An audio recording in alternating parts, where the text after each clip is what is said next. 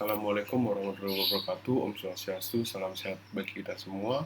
Yang saya hormati Bapak Ibu dosen penguji proposal tesis, yang saya hormati Ibu Ratna Nurhayati SE MKom AKSIA PhD sebagai dosen pembimbing, dan yang saya cintai teman-teman sekalian. Perkenalkan, nama saya Komal Triawira Saputra, program studi Magister Sains Akuntansi. Pada kesempatan kali ini saya akan menjelaskan terkait dengan proposal penelitian yang saya rancang yang berjudul karakteristik CEO for Confidence dan kinerja perusahaan.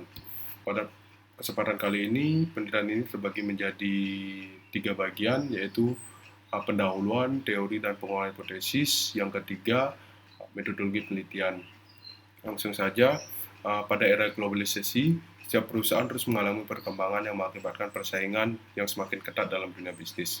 Nah, perkembangan yang begitu cepat dalam dunia bisnis telah menuntut perusahaan untuk dapat menghasilkan kinerja terbaik dalam meningkatkan nilai dari para perusahaan.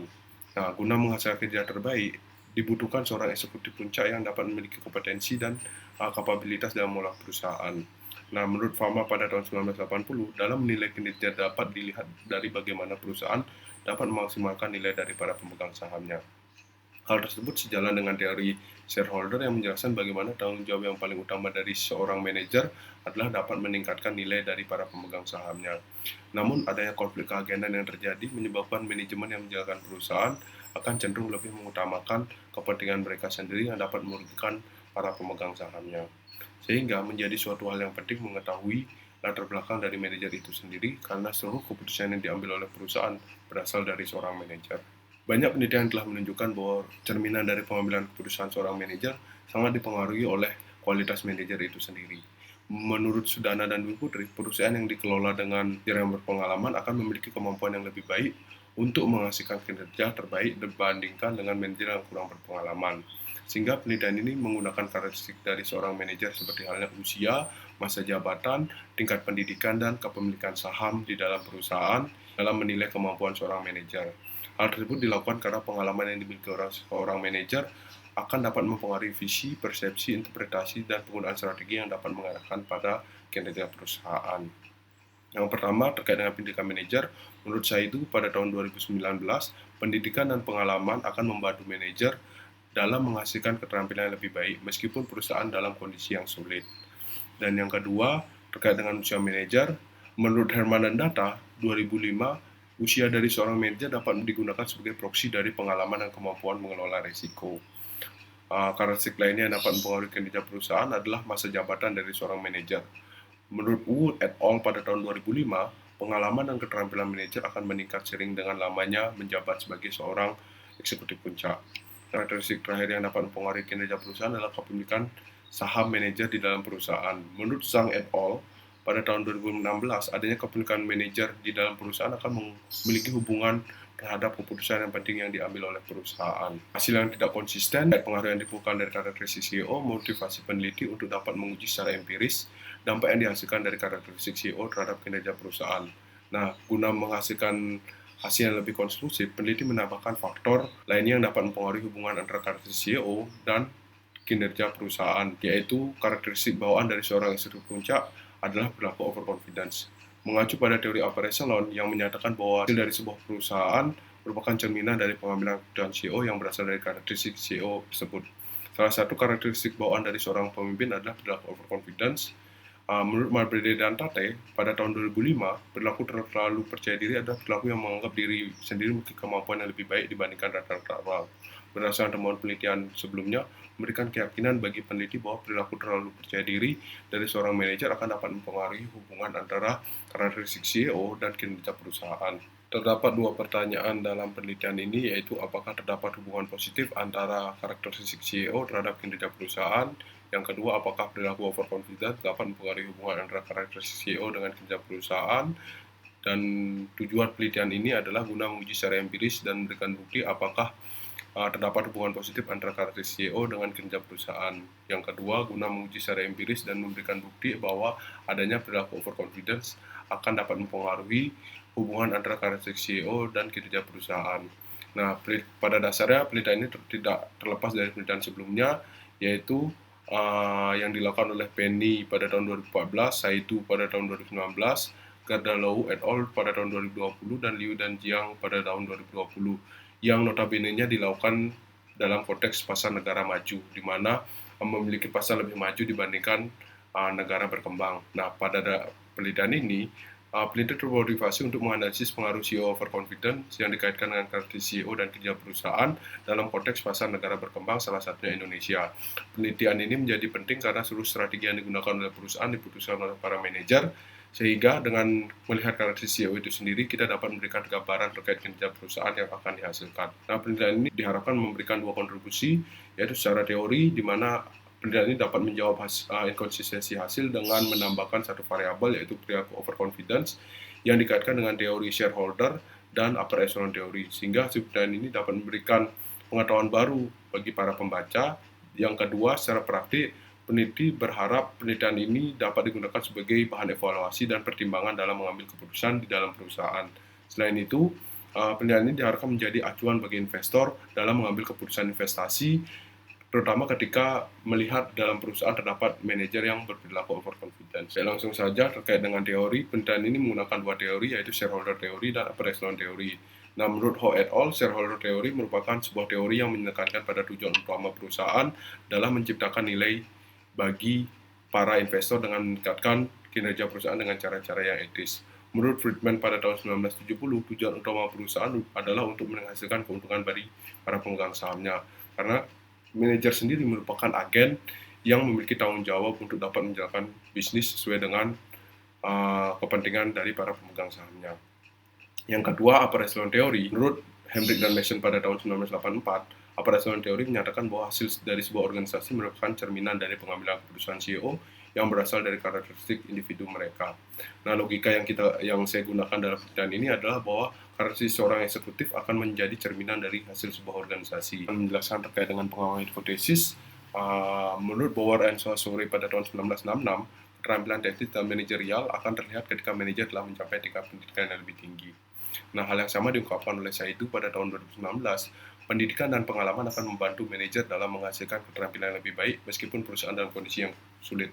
Nah, mengacu pada shareholder theory, manajer yang memiliki tingkat pendidikan yang lebih tinggi akan mampu untuk meningkatkan nilai dari para pemegang sahamnya dengan cara menghasilkan strategi yang paling tepat bagi perusahaan, sehingga dapat mengarahkan perusahaan pada peningkatan kinerja di masa depan. Berdasarkan tersebut, hipotesis pertama yaitu terdapat hubungan positif antara tingkat pendidikan CEO dan kinerja perusahaan.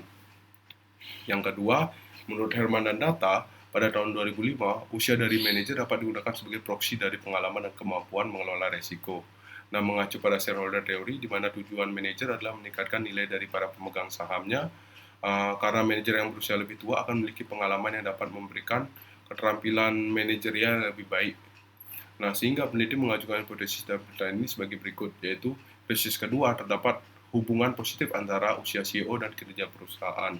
Sudana dan Dwi Putri pada tahun 2018, perusahaan yang dikelola CEO yang berpengalaman akan memiliki kemampuan yang lebih baik untuk menghasilkan kinerja yang terbaik dibandingkan dengan CEO yang kurang berpengalaman.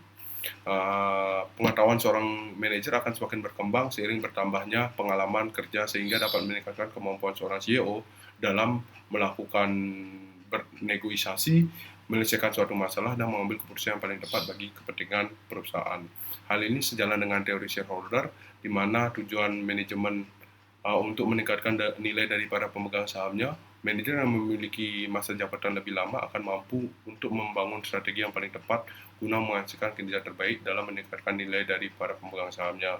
Berdasarkan tersebut, hipotesis ketiga, terdapat hubungan positif antara masa jabatan CEO dan kinerja perusahaan. Yang keempat, menurut saya itu pada tahun 2019, penentu utama hubungan agen dan prinsipal dalam teori keagenan adalah kepemilikan perusahaan. Manajer yang memiliki saham dalam perusahaan akan berusaha untuk dapat menghasilkan kinerja yang diharapkan. Nah, Sudana dan Dwi Putri pada tahun 2018, dalam hubungan keagenan antara agen dan prinsipal, manajer yang memiliki saham dalam perusahaan akan berusaha untuk menghasilkan kinerja terbaik bagi perusahaan.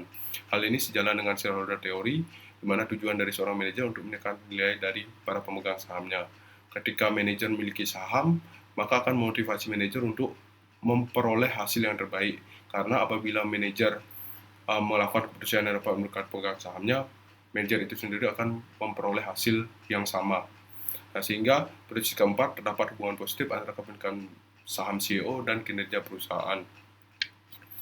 Hipotesis kelima, menurut Bauer dan Saussure, pada tahun 1966, keterampilan teknik dan manajerial akan terlihat ketika manajer telah mencapai tingkat pendidikan yang lebih tinggi. Selain tingkat pendidikan mempengaruhi pengambilan keputusan, terdapat karakteristik bawaan dari seorang manajer yang dapat mempengaruhi pengambilan keputusan. Sejalan dengan operational teori menyatakan bahwa hasil sebuah organisasi merupakan cerminan dari pengambilan keputusan CEO yang berasal dari karakteristik individu, yaitu perilaku overconfidence. Berdasarkan penjelasan operational teori dan temuan penelitian sebelumnya, manajer yang berpendidikan lebih tinggi dan terlalu percaya diri akan lebih mampu untuk menghasilkan kinerja perusahaan yang lebih baik guna meningkatkan nilai dari para pemegang sahamnya. Sehingga hipotesis kelima, perilaku terlalu percaya diri CEO memperkuat hubungan positif tingkat pendidikan CEO dan kinerja perusahaan. Menurut Betra dan Suar pada tahun 2003, eksekutif yang berusia lebih tinggi akan lebih konservatif dalam mengambil keputusan yang berdampak pada kinerja. Mengacu pada operational teori yang menyatakan bahwa hasil sebuah organisasi merupakan cerminan dari pengambilan keputusan CEO yang berasal dari karakteristik individu. Ketika seorang manajer memiliki usia lebih tinggi, akan memiliki pengalaman yang lebih baik dan kepercayaan diri yang lebih tinggi. Sehingga manajer berpengalaman akan lebih berani mengambil risiko ketika melihat peluang yang dapat dimanfaatkan guna menghasilkan kinerja terbaik. Sehingga hipotesis ke-6, perilaku terlalu percaya diri CEO memperkuat hubungan positif usia CEO dan kinerja perusahaan. Pada tahun 2005, manajer memiliki masa kerja lebih lama akan memiliki pengetahuan dan keterampilan yang lebih baik, sehingga dapat mengarahkan kinerja perusahaan yang lebih baik. Berdasarkan tersebut mengacu pada operational teori, yang memiliki masa jabatan lebih lama akan memiliki kepercayaan diri yang lebih tinggi dalam mengelola perusahaan. Sehingga hipotesis ke-7, perilaku terlalu percaya diri CEO memperkuat hubungan positif antara masa jabatan CEO dan kinerja perusahaan. Menurut saya 19, penentu utama hubungan agen dan prinsipal dalam teori keagenan adalah kepemilikan saham. Dalam hubungan keagenan antara agen dan prinsipal, manajer yang memiliki saham di perusahaan akan berusaha untuk menghasilkan kinerja terbaik bagi perusahaan. Nah, adanya kepemilikan saham oleh manajer perusahaan akan menjelaskan seluruh kepentingan dari manajer dan para pemegang sahamnya. Sehingga adanya kepemilikan saham oleh manajer dalam perusahaan akan meningkatkan nilai dari para pemegang sahamnya. Berdasarkan tersebut, hipotesis ke-8 adalah perilaku terlalu percaya diri CEO memperkuat hubungan positif antara kepemilikan saham CEO dan kinerja perusahaan. Penilaian ini menggunakan pendekatan explanatory guna mengetahui pengaruh dari karakter CEO dalam meningkatkan kinerja perusahaan yang dimoderasi oleh perilaku terlalu percaya diri. Nah, penilaian ini tidak menggunakan tahun 2020 karena adanya dampak dari pandemi COVID-19 yang dapat mempengaruhi data dalam penelitian ini. Di sini peneliti menggunakan perusahaan manufaktur sebagai sampel karena merupakan perusahaan yang memiliki likuiditas perdagangan saham paling tinggi dan perusahaan yang paling diandalkan dalam peningkatan ekonomi di Indonesia. Nah, yang terakhir terkait dengan pengukuran, di sini variabel dependen diukur menggunakan Tobin-Skew mengacu pada penelitian terdahulu. Terkait dengan variabel independen, tingkat pendidikan manajer pada penelitian ini diukur menggunakan dummy variabel mengacu pada penelitian terdahulu. Usia manajer pada penelitian ini dalam mengukur usia menggunakan usia seorang CEO menjabat di dalam perusahaan. Sedangkan masa jabatan manajer mengukur masa jabatan CEO yang mengacu pada penelitian terdahulu menggunakan nama seorang CEO menjabat di dalam perusahaan. Terkait dengan kepemilikan saham, pada penelitian ini dalam mengukur kepemilikan saham mengacu pada penelitian terdahulu menggunakan jumlah saham yang dimiliki CEO dibagi dengan total saham perusahaan. Terkait dengan variabel moderasi, peneliti mengukur perilaku overconfidence menggunakan capital expenditure yang mengacu pada penelitian terdahulu yaitu Killian et al. Pada tahun 2021. Terkait dengan variabel kontrol, penelitian ini melakukan kontrol terhadap 3 hal yaitu ukuran perusahaan menggunakan logaritma natural total aset, usia perusahaan, logaritma natural dari usia perusahaan, yang terakhir leverage. Baik, sekian presentasi dari saya. Mohon maaf jika terdapat kesalahan kata. Wassalamualaikum warahmatullahi wabarakatuh. Om Santi Santi Santi Om.